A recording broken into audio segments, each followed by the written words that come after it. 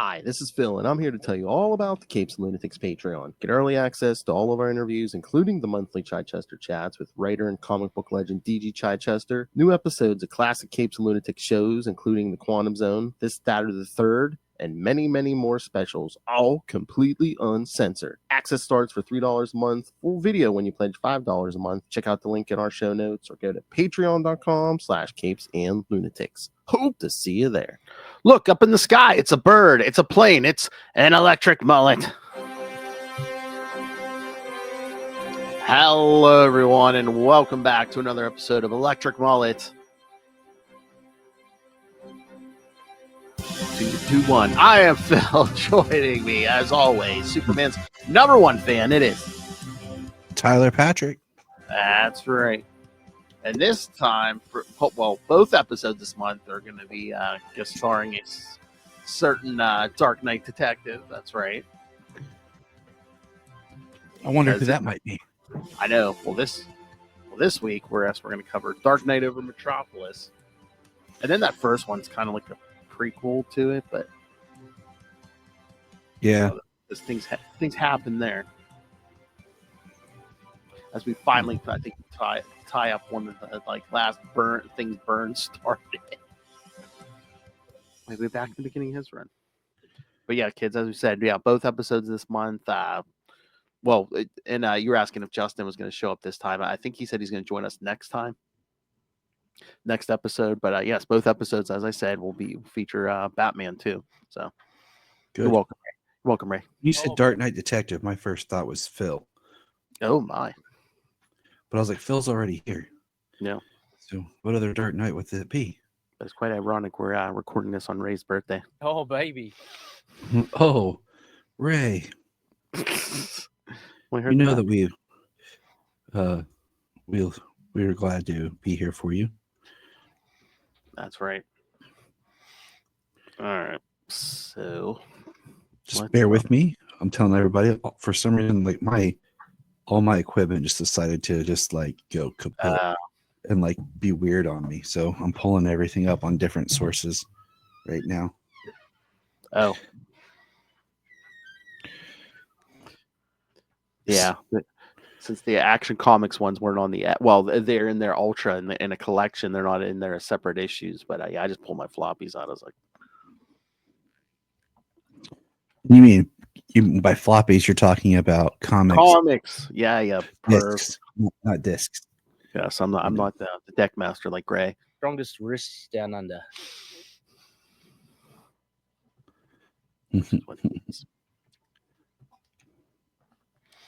All right, so all right. Well, I was gonna say I can do the synopsis for the first one if you want while you're pulling that up. Hold on. What is going on with my stuff here? I'm diving back into my downloaded comics. Okay, when I was clicking on it, it was saying content not available in DC Universe. And I was like, what? I really wish it had a reload thing. Yeah. Go start back from the beginning. Yeah, your app's not the best, DC. It keeps it minor improvements, but come on, guys. All right, I'm ready. All right. So yeah, we'll start with Action Comics 653 from May 1990. Love and Death. Writer Roger Stern, penciler Bob McLeod, inker Brett Breeding, colors Glenn Whitmore, letterer Bill Oakley, and editors Mike Carlin and Jonathan Peterson. Oh, Mike Carlin. I think he just got interviewed by a certain podcast, didn't he? Yeah, he did. That podcast would be the Krypton Report. Mm-hmm. Oh, yeah. We chatted with him, and it was fun. It was a great time. He's a cool dude. Nice. Clark Kent and Lois Lane arrive at the Daily Planet together, and everyone welcomes the new couple. Cat Grant interrupts them right before they kiss to present her new bodyguard, Jose Delgado, hired by Kat's ex-husband to protect her during the trial of Morgan Edge. Clark hand delivers over an article, and seeing he has the rest of the day free, he takes off as Superman. Yes, because he's like a freelance writer now. Yep. Superman foils a robbery at a grocery store, then wonders how quality of life can be improved to stop people turning to drugs. Spotting a storm offshore, he heads out to sea to deal with it, which gives Bruno Mannheim the opportunity to call an intergang council of war without fear of interference, or Superman hearing him. He needs to discredit 3 witnesses who may cause trouble for Morgan Edge: Clark Kent, Lois Lane, but chiefly Cat Grant. An attempt to deal with Clark has already backfired when the wrong person was killed. This was Matt Stockton, an associate of Amanda McCoy, a former assistant to Lex Luthor, who was fired when she claimed that Clark Kent was Superman. Stockton was hired to break into Clark's apartment to gather further evidence, but she now proceeds with her investigation on her own by luring Clark to the cemetery and exposing him to kryptonite. However, when he collapses, she panics and runs, thinking she has killed him. Superman recovers once the kryptonite is safely away, but realizes he must track her down. But he is too late as she runs into a pair of muggers who drag her into an alley and kill her. I felt very bad for her. Like, just like that whole thing, like the irony of, oh, I think I killed Superman. I need to get away and redeem myself or whatever. And then she gets murdered. Yeah. And these street thugs don't even realize, if they have been paying attention, they could have had like a piece of kryptonite, but yeah, the most expensive element on the planet. Exactly. But yeah, so we see the Clark and Lois relationship progressing here. So I like this issue because I like how it's like a Valentine's Day issue, and oh yeah, he's presenting Lois with stuff. But I really like the part, like you said, where Clark, he turns in his story, and she's like, "Let me get you your voucher," and he's like, "Oh yeah, this freelance thing is good. Yeah, I think I'll take the rest of the day off." So he basically just goes flying because he's all happy because the Eradicator's not messing with them, and yeah, I like how he helps the girl with the kite. Yep. He stops the robber and takes back to the store, but then like his whole like breakdown about drugs, I kind of chuckle because I'm like, it's like a little like after school special right in the middle of the episode about don't do drugs, kids. Yeah, well, again, it's 1990, so. But yeah, I mean that is an important point where he's like, that's one place like Clark Kent could like do more than Superman can, because Clark can write stories and stuff. Yeah, I mean, and I think that's always neat when we see things that he can do as Clark that he really can't do as Superman. Mm-hmm. So, although I mean, as Superman, he could always go to like gives talks at schools and stuff and be like, "Hey, kid, yeah, I mean, he could, but I think there's an effectiveness. Yeah, Clark Kent, and it's probably quicker and easier to write one story as Clark Kent because Superman would have to go all over. True. But I do like, Mannheim and Intergang are basically like they don't hold their meeting till Superman's out of town, so he can't overhear them. Mm-hmm. They're like, and he's out of town. I just got confirmation from the guy at the docks. My best guy at the dock. Superman ain't nothing to fear. This is the kind of accent I pictured him having. Exactly. I don't know why, but it just feels like it should be. Mm-hmm. But yeah, then the whole Amanda McCoy thing. I mean, again, that whole thing started in like Superman #2. So I mean, this has been going on for probably over 3 years. I know, like I just again what happens to her is just horrible. Yeah, because again, Lex hired her to put together all this data on Superman, and she actually came to the right conclusion. Clark Kent is Superman. He's like, no, nobody with that amount of power would live like that, live a normal life. Her whole like flashbacks about how she got an innocent man killed, and then she's like, I'm gonna prove it. I'm gonna get Clark Kent to admit he's Superman. Yeah, because that Matt Stockton broke into Clark's apartment looking for info the wrong night, when he was off in space, and Intergang decided to try to kill Clark Kent. So and he looked just enough like Clark to get himself killed. Poor Yeah, guy. then she leaves him that message like, meet me in this cemetery and stuff. And he flies in, and I'm guessing he must have X-ray visioned the whole place, because he was like, oh, I only see like one woman, and she's alone, but this probably isn't an intergang trap. But I'm like, shouldn't you have seen, oh hey, there's a lead box I can't see through? That's kind of fishy. I know.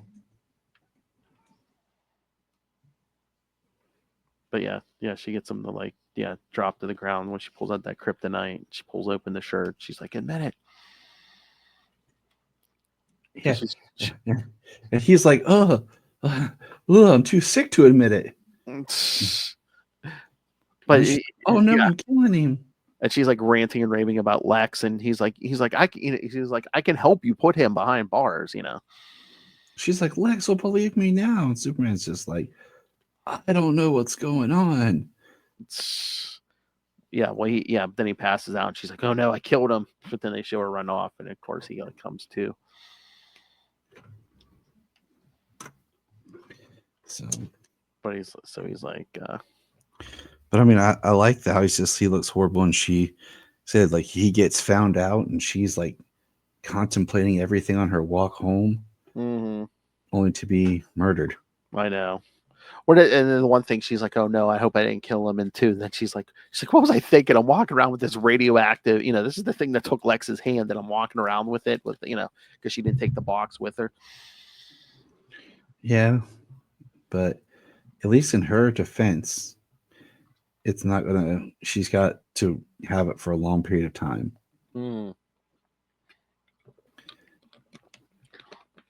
I do like that they did add that after Crisis, where it's like, yeah, kryptonite, it's still a radioactive mineral. It might just take a long time to affect you, like uranium or something would on a human being, but it just happens to hit Superman faster. Mm-hmm. But yeah, no, all these tonight, these are good. I mean, I know some of the ones we covered, because were slow, or because we had to read this in the trade. It was just funny because when I started, I was like, wait, this story seems familiar. Wait, didn't we already do this story? Because it's like the first one in the trade's like the vampire girl. Oh yeah. And it was just funny because I was like, wait a minute. They just do those first early appearances of them two together. Yeah. All right. I know everyone's chopping at the bit. Should we get to the next one? Yeah, let's do it. All right. So, because again, we'll finally get some Batman in here.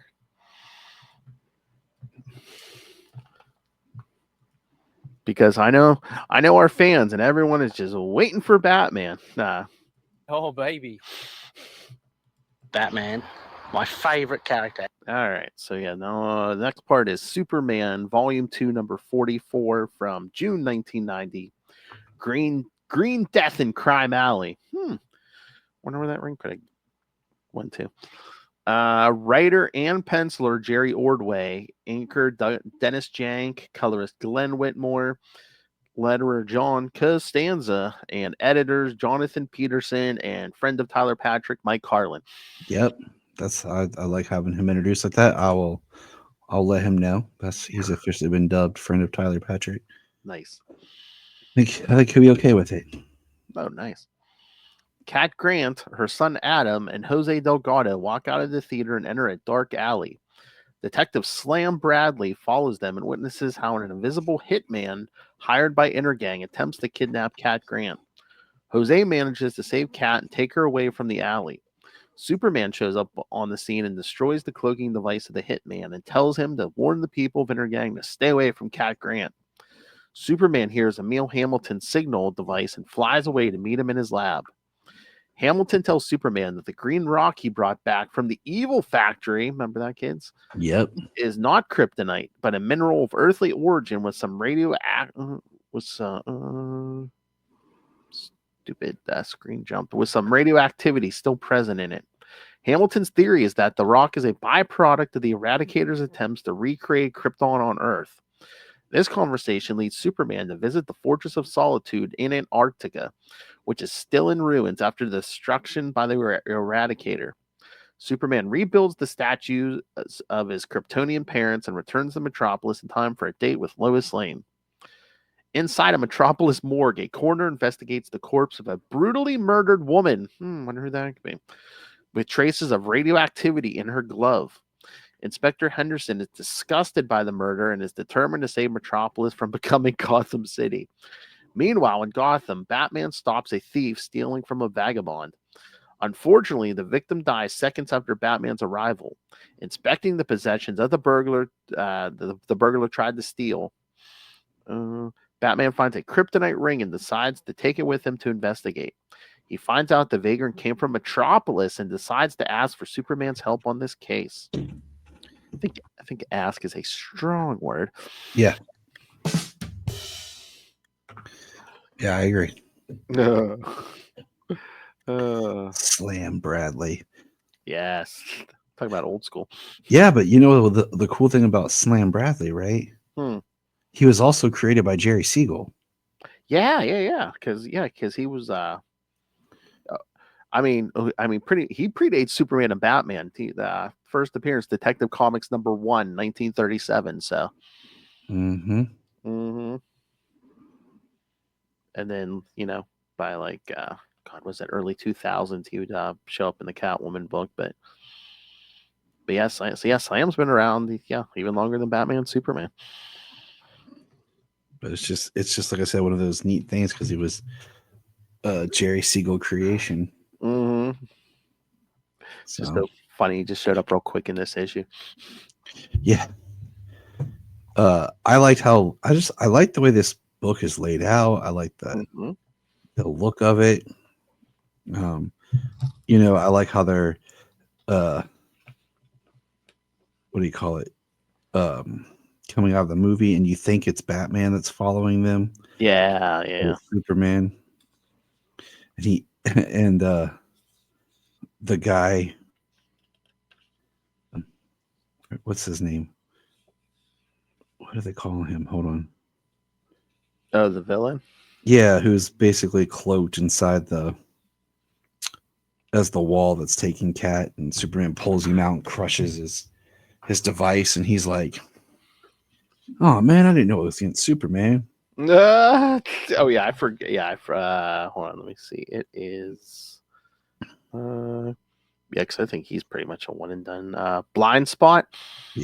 Yeah. I really like the little newspaper clippings that's in this book. Oh, they have the Daily Star, the Metropolis Eagle, violent climb on the rise, murder victim found in alley. And then Batman just happens to take down some punks who have a cigar box full of random stuff, and one of them's a kryptonite ring. Well, it's like the homeless guy had it, but they were trying to rob him of all his his whole box, and then the kryptonite ring just happens to be in there. Now these two dudes that Intergang hired are pretty interesting. Oh yeah, who we'll see more of here. Yeah. Sunspot activity peaks, climate broadcasting affected. But we have Superman at the end where he rushes home because he's got to take out Lois, and she's like, "Clark, you're not ready." He's like, "I was just finishing ironing my shirt, Lois." Smooth operator, that Clark Kent.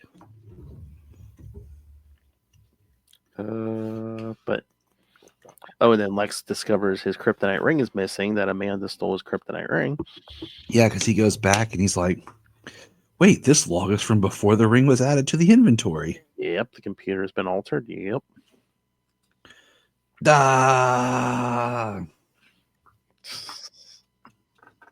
So, I mean, you weren't using it anyway. I know. That's just Lex for you, man. Oh, and then Morgan Edge wants to go to the awards banquet that's coming up, and his lawyer's like, no, you need to keep a low profile. Your trial's about to start. Morgan Edge. Forgot he was. They talk about him like they got his trial, and later they're just like, but we'll get there. Yeah, but yeah, like you said, yeah. Then Mannheim puts basically hires what do you say, Chiller and Shockwave. Yeah, because Chiller can alter his appearance, and Shockwave just basically this big guy in armor. But I like the alter the appearance. Mm-hmm. Oh yeah. I also like how these comics are still only 75 cents. I know. But yeah, then Batman, yes, and checking out the kryptonite ring, and then he asks Alfred, he's like, "Wasn't I invited to something in Metropolis?" Coincidentally, and yeah, he tells him, he's like, "Yeah, the Zenith Awards or some such thing for excellence in journalism. I believe you turned it down on the basis of its sponsorship." Lex Luthor. He's like, "Oh, well, I can just change my mind." Mm-hmm. Well, he says it's too late to RSVP, and Alfred's like, "No, it's never too late for a man if you're standing." Meaning, yeah, you're rich now, you're fine. But yeah, no, like you said, I like the little newspaper clips because again, they're basically like for each little chapter. Like the first one was like about Cat Grant before the scene outside the theater, and like the Sunspot activity was when Superman went to the fortress, and then there's all those ones about crime on the rise, violent crime on the rise before Batman stops those punks in the alley. Mm-hmm. But yeah, good stuff. Oh yeah. All right. Ready to jump to the next one? Yeah, Dark Knight Over Metropolis: The Adventures of Superman, Part 2 of 3. Part 2. All right. Yeah, I like this cover. I like the art. This is what is this? Dan Jurgens. So of course it's going to be good stuff. Oh yeah. I mean, not that. I mean, everybody's kicking butt on all of these. Hold on. Oh, not Superman 45. Yes. All right. Adventures of Superman 467 from June 1990. Taken to the Grave. Writer, penciler Dan Jurgens, inker Art Thibert, colors Glenn Whitmore, letterer Albert de Guzman, and editors Jonathan Peterson and friend of Tyler Patrick, Mike Carlin. Mm-hmm. Clark Kent finds a note left by Batman in his apartment and sets out to find the vigilante somewhere in Metropolis. At night, Batman sneaks into the morgue and takes the fingerprints of the unidentified female victim, with a police guard triggering the alarm as he leaves. Superman hears the alarm and goes in that direction, expecting to find Batman, but instead finds Gangbuster, keeping watch over Cat Grant's house. Superman tells Jose he admires his fearlessness. Batman interrupts the conversation and asks Superman to talk privately. When they leave, Gangbuster is attacked and held captive by Shockwave and Chiller, two killers hired by Intergang after Blind Spot's failure to kidnap Grant. In a separate alley, Batman explains to Superman about two connected deaths related to radiation in Metropolis and Gotham City. He shows a reconstruction of the female body's face, and Superman is shocked to find out that it's Amanda McCoy. Superman explains her connection with LexCorp and the kryptonite ring she used on him. Unknown to Superman, Batman is in possession of the ring, but decides to keep it from him. The two decide to follow the lead and investigate LexCorp's labs. Batman checks the computers and finds Amanda's address. With security on their tails, they escape from the building and head to the Zenith Awards, hosted by Lex Luthor in their civilian clothes. Bruce Wayne and Clark Kent meet Lex Luthor, and Luthor thanks Kent for saving his life a few months ago. Intergang's forces interrupt the ceremony in an attempt to hit Kent and Lois Lane. Lex saves Kent from a blast, saying they are now even. Using his heat vision to generate a smoke screen, Clark changes to his Superman suit and Bruce into his bat suit. They stop the invaders and leave to look for Cat Grant, assuming they have already kidnapped her. Meanwhile, Shockwave destroys the building where Gangbuster is being held captive, and Chiller, disguised as Jose Delgado, kidnaps Cat Grant. But yeah, that's like another good point that we haven't brought up. The synopsis haven't brought up. After the whole Amanda McCoy thing in the first issue, Clark's like, Lex could know my secret, Mm-hmm. She was working for him, and Clark's just like, because he even says in this issue, he's like, I hate the thought that, like Ma and Pa could be targets for Lex. And lest we not forget, remember back in Superman 2 when the whole thing started, remember Lex had his guys rough up Lana trying to find info about Superman. Lex is a douche. Oh yeah. But yeah, I love stories where Batman actually does detective works. I love him like breaking into the morgue and like examining the body and taking pictures and stuff. Oh yeah, and they're like Superman or Batman. He's like, you don't want to know. I love that guard. He's like, he basically pulls a gun on Batman. Batman's like, are you gonna shoot me in the back when I turn to walk away? And the guy's like, no. He's like, but you got to respect the law. Here, you got to answer some questions. And Batman's like, the law takes time, and time is the one thing I don't have. And the guard says, hold it, or I'm going to hit the alarm. And Batman, go ahead, for all the good it'll do you. He swings away. It's Batman. Mm-hmm. Oh, and then that scene when the three of them are together. Do you think Batman respects Gangbuster, or is he just like? I don't know, because like I was trying to figure that out too. Because Gangbuster's like, he doesn't have any powers either. Because Superman's told him to be careful, and Batman's like, if he couldn't stand the heat, Superman, he would have gotten out of the kitchen by now. But I like this one. I like the art. Mm-hmm. The Gangbuster stuff is neat because I like how he gets whipped and the one guy takes his face. Mm-hmm. And at the end, like we see Cat and him together. And then Clark gets saved by Lex. Mm-hmm. Lex is like, call it even. Yeah, because if you remember back in, was it Adventures 447? Yeah, right before he leaves for space. Yeah, when Lex is doing that, I don't know, he's unveiling something at the hospital when that guy who got messed up in one of those Lex suits like tries to shoot Lex, and Clark pulls his arm at the last second. But yeah, so one of the Intergang members like tries to shoot at Clark, and Lex like tackles him out of the way, and Clark's like, he can't know my secret. He thinks he actually saved my life, so that it's actually a good thing. Cause he's like, oh, so he's like, yeah, he cannot, he can't know. But I do like that scene where they're breaking into Lex Corps. Mm-hmm. I love it, yeah, because Superman's like breaking and entering. Use my usual modus operandi. Batman, yeah, you would just break it. You would just like walk in and stand there, look tough, and try to like stare Luthor down. So yeah, they're trying to sneak around, and then Superman's like, yeah, don't worry about the security camera. I got it. Basically fried it with heat vision. They're like, great, Soups. Mm-hmm. But then they get in and out before security shows up. But yeah, this might be my favorite issue. I think me too. Yeah. I have loved this thing since I first read it when it first came out. Because again, it's just like the fight at the end is cool with Intergang, and it's the whole Lex thing, thinking he saved Clark. But no, just like when Clark uses heat vision to vaporize the water in the pool, makes all the steam so no one can see him change and stuff. Because the Intergang guys are just like, I can't see you I can't see my hand in front of my face, and Clark's thinking, yeah, that's the point.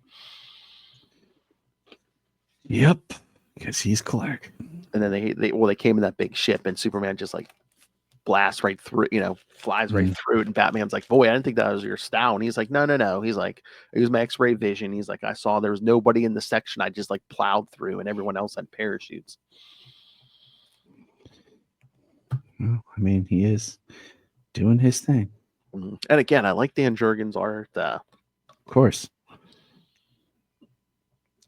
He's a legend. Him and the Thebert, the inks, yeah, it's really good. All right. Shall we get to the last one? Yeah. Yeah. All right. So yeah, started with action, we'll end with action. Action Comics 654 from June 1990, Deadly Covenant. Roger Stern again, Bob McLeod, Brett Breeding. So basically the team from the first issue. Of course, including editors Jonathan Peterson and friend of Tyler Patrick, Mike Carlin. Yay! After thwarting Intergang's attack on Lex Luthor's country estate, Batman and Superman hear the sound of a demolished building. Superman finds Gangbusters' helmet among the debris, but the vigilante somehow survived the demolition and briefs Superman on the attack he suffered at the hands of Shockwave and Chiller. Suddenly, Shockwave rises from the debris and attacks Superman and Gangbuster. Superman defeats him, and Shockwave tells them where Intergang is holding Cat Grant hostage. In an outlying industrial park, Dr. Moon prepares Cat Grant for a brainwashing process to change her testimony against Morgan Edge in the upcoming trial, but the process is stopped before it even begins as Batman, Superman, and Gangbuster break into the facility. The trio defeats Intergang's men and saves Cat Grant, but Batman disappears from the scene, leaving a note for Superman saying he'll know where to find him. Superman finds Batman in Amanda McCoy's messy apartment. Batman shows Superman the diary of the Doctor, where she wrote all about her investigations regarding Superman's real identity and how Lex Luthor discredited her discovery. She would later try to prove Superman's duality with the help of a private detective named Matt Stockton, who eventually died at the hands of Intergang during the investigation. The final entry in her diary reads about her stealing Luthor's kryptonite ring to confront Clark Kent and force him to admit he was Superman. Batman concludes that after her confrontation with Kent at the cemetery, she was killed by some muggers who stole her purse and looted her apartment. Batman also reveals he had the ring during the last few days and hands it to Superman. He leaves and suggests he take all the evidence about his identity before the police find it. Yeah, he said, was it like an old high school yearbook and a Kent family photo album? Mm-hmm. The next morning, Bruce Wayne reads about Morgan Edge's guilty verdict and the report of Amanda McCoy's death in the newspaper. Suddenly, the Batcave alarm is activated. Bruce changes to his Batman suit and finds out Superman is the intruder. Superman tells Batman about how some villains have attempted to subvert his will and his fear that someday they might succeed. He trusts Batman enough to give him the responsibility to keep the kryptonite ring, giving him the means to kill him if that day comes. So I think post-crisis, this is the moment where Batman starts to really like trust Superman, because he's like, you know, Clark didn't have to give him that ring back. He was just like, you know, if the day ever comes, yeah, I trust you to be the guy to know when to use this, if you should use it. Yeah. I wasn't sure. Like, I was trying to remember when the moment came when he got the ring and everything. This is it. Yeah, and he holds on to it for a while because this is 1990. I think he pretty much has it till I think Earth 2 Superman destroys it in Infinite Crisis, like 2006. So yeah, he holds on to this thing for a while. It's pretty sweet. I know. I mean, we'll get there one day, but once he becomes Electric Superman, like they test the kryptonite on him and it has no effect on him. I just appreciate the work between the 3 books here to really make a solid story. Oh yeah, that's what I was going to say. This is such a cohesive story, considering it's like 3 different writers, and 3 different artists, compared to like some of the stuff that we've seen where it's supposed to be a continuation, but you can really tell like this doesn't flow. And 2, the most important part, Tyler, remember, I don't know if it's exact, but Lois's hair is pretty close in all these issues. Not that we see her much. I mean, we see her at the in the beginning. Well, Cat's got like white hair in this as they try to erase her mind. But I like Jose saving her as Gangbuster. Yeah. And then Superman showing up at the apartment like, why did you trash it? He's like, I did not trash this. Why would I trash this? He's like, do you think I really need to do this to find what I want? He's like, oh yeah, I guess not. And then the whole Alfred, wait here, I don't want you involved in this. And then I really like the artwork on the last page of them in the cave in the shadows, where you just see the yellow on the back of the cape and then the yellow around Batman's symbol. Oh yeah. I'm like, that's good stuff. Oh yeah.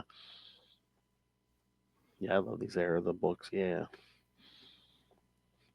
I mean, that was such a nice change of pace too. Because I think from basically in this era so far, we had only seen Batman like showing up in Clark Kent's apartment. This is like the first time Superman's like dropped by the Batcave.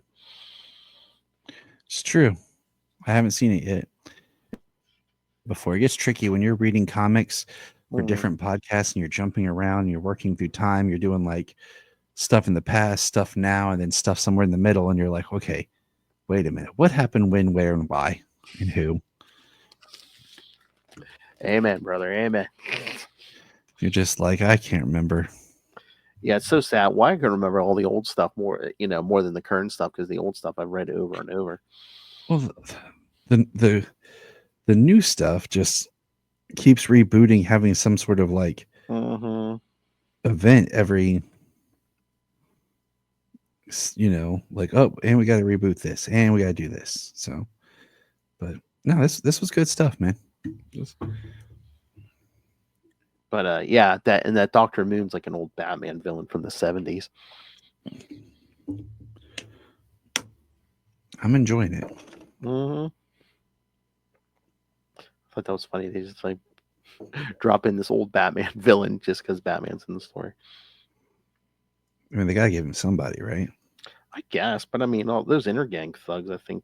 Oh no, I'm sorry. I thought they were new to this story. No, Chiller first shows up in Booster Gold number 8. Okay. Cool. Dan Jurgens. Yeah, Dan Jurgens' creation. Oh, Shockwave is no. The Shockwave was Blue Devil number 2, 1984. Nice. Right. Yeah. For some reason, I thought they were originals, but I guess not. Well, they're just not that well known. I mean, that's nice though that they actually brought in these lesser known villains and stuff. And again, I crack up every time when Lex thinks he saved Clark. And it's so funny too because he was seconds away from finding out because Clark's ripping that shirt open as Lex like tackles. He's like, now we're even.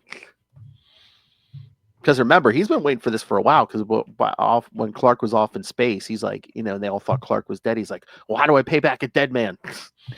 Yeah. Because Lex don't like anyone having anything over him. But again, I do like that.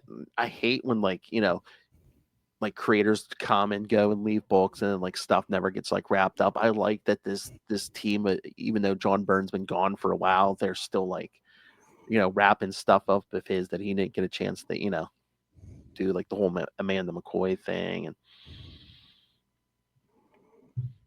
And It's true. Yeah, I do like that.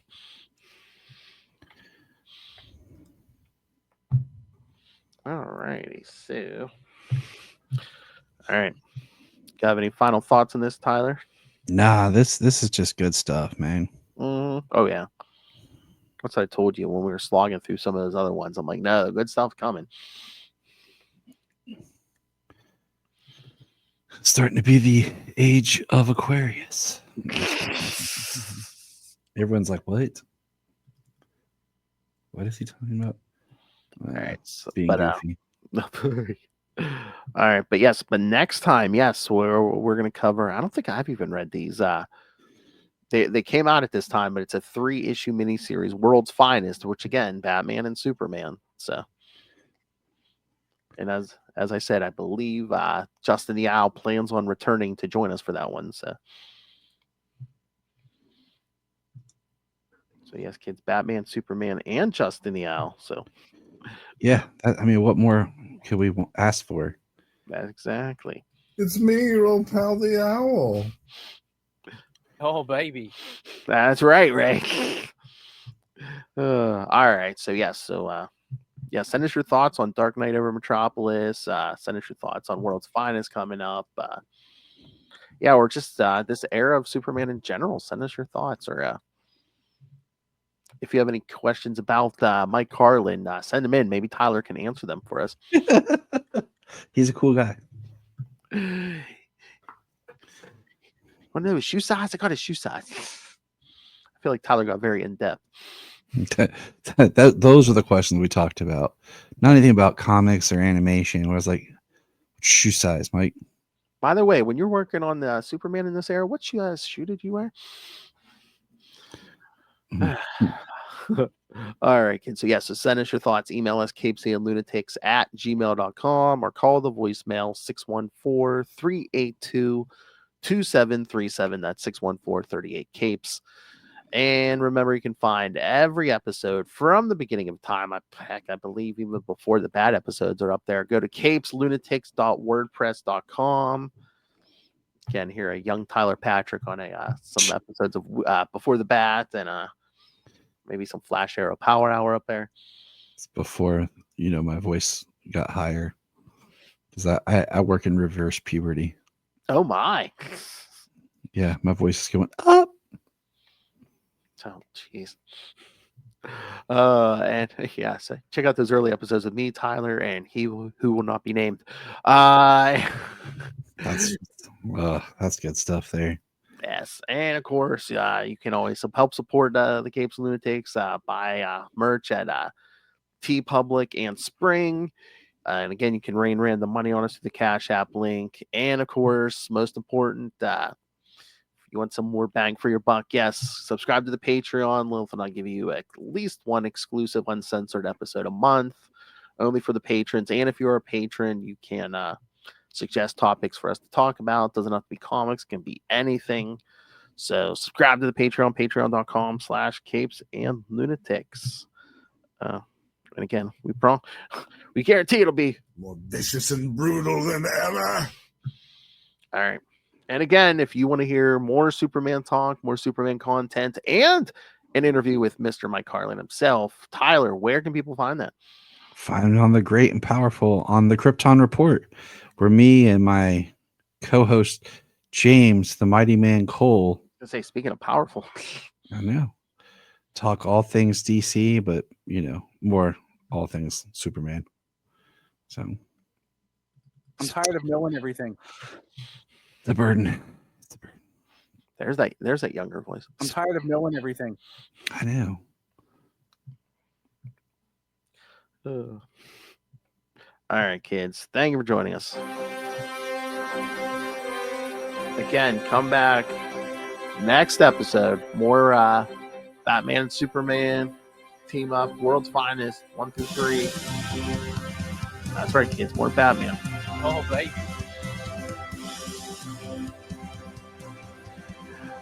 Yes, Ray, my new favorite drop. Ray. Loving it. Oh, yes, and we are recording this the night of Ray's birth. Well, over in Australia, it's the next day. But yes, happy birthday, Ray. Yeah, it's the night of Ray's birth, I think. Happy birthday, Techmaster. You old man. He's 2 months older than me. You old man. Happy birthday. That's funny. All right, kids, come back next time. Remember to join us for truth, justice, and the Mullet Way.